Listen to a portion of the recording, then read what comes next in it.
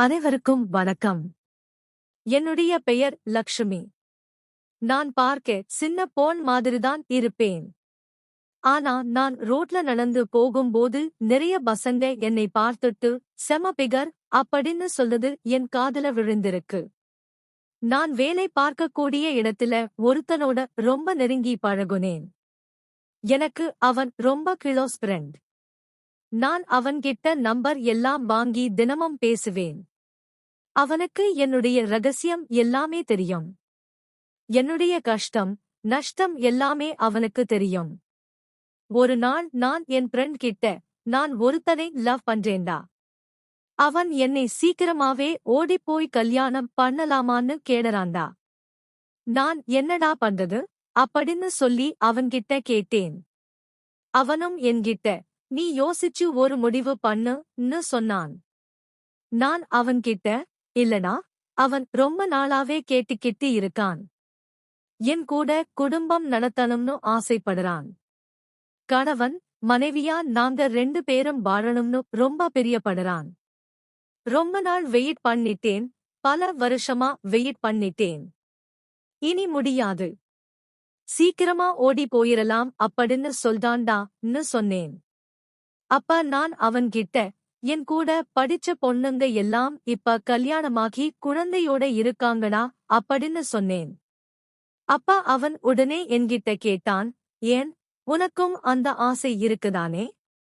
அப்ப நீயும் ஓடி போக வேண்டியதுதானே அப்படின்னு.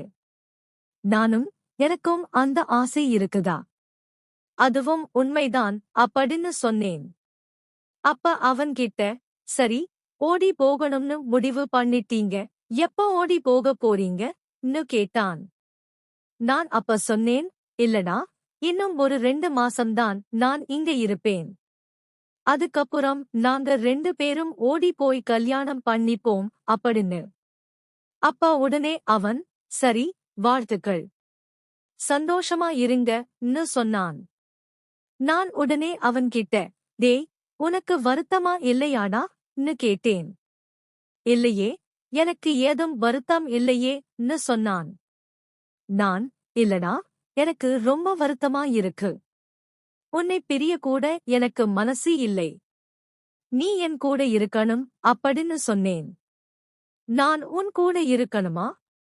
உன் காதலன் அதை எப்படி புரிஞ்சுக்க போறான்னு கேட்ட. அப்போது என்னுடைய வீட்டில் சிரிப்பு சத்தமும் கேட்டது. நான் என் காதலனுடன் இருப்பதை என் கணவன் கண்டுபிடித்து விட்டார். ஆனால் அவர் அதனை காட்டிக் கொள்ளவில்லை. ஏனென்றால் அந்த நேரத்தில் அவர் வீட்டுக்குள் வந்தால் எங்களுக்குள் ஏதாவது வாக்குவாதம் வரும். என்னுடைய விவகாரம் வெளியே தெரிந்து அசிங்கமாகிவிடும் என்று எதுவுமே சொல்லாமல் அவர் அங்கிருந்து கிளம்பிவிட்டார். ஆனால் இரவு வீட்டுக்கு வந்தவர் என்னிடம் சண்டையிட்டார்.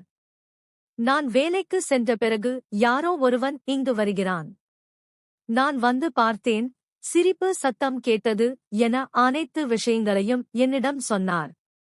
இது எனக்கு அதிர்ச்சியாக இருந்தது.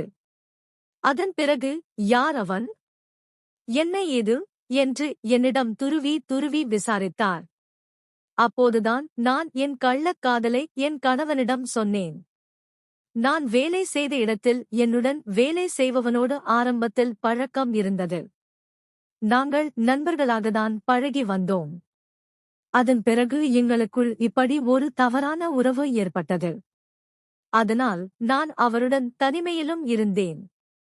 நீங்கள் வேலைக்கு சென்ற பிறகு அவரை அழைத்து அவருடன் நான் உல்லாசமாக இருந்து வந்தேன் என அனைத்து உண்மைகளையும் கூறினேன்.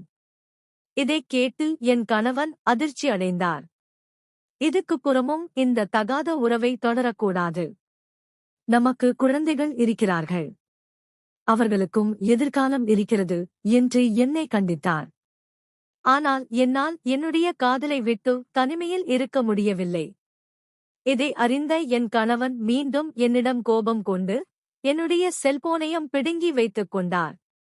இதனால் நான் என் காதலனிடம் பேச முடியாமல் தவித்து வந்தேன். நாட்கள் செல்ல செல்ல என்னுடைய உணர்வுகளை கட்டுப்படுத்த முடியாமல் என் கணவனிடம் நான் சண்டையிட்டேன். ஒருநாள் கோபத்தில் என் கணவனை கயிற்றாலே கழுத்தை நெருக்கி நான் கொலை செய்துவிட்டேன். அதன் பிறகு என்ன செய்வது என்று எனக்கு தெரியவில்லை. அதன் பிறகுதான் என் கணவன் பிடுங்கி வைத்திருந்த என்னுடைய செல்போனை எடுத்துக்கொண்டு நான் என் காதலனை தொடர்பு கொண்டேன். இந்த மாதிரி என் கணவன் என்னுடைய செல்போனை பிடுங்கி வைத்து என்னுடைய தகாத உறவுக்கு இடையூறாக இருந்ததால், உன்னிடம் பேச முடியாமலும் உன்னை சந்திக்க முடியாமலும் போனதால் நான் ஆத்திரத்த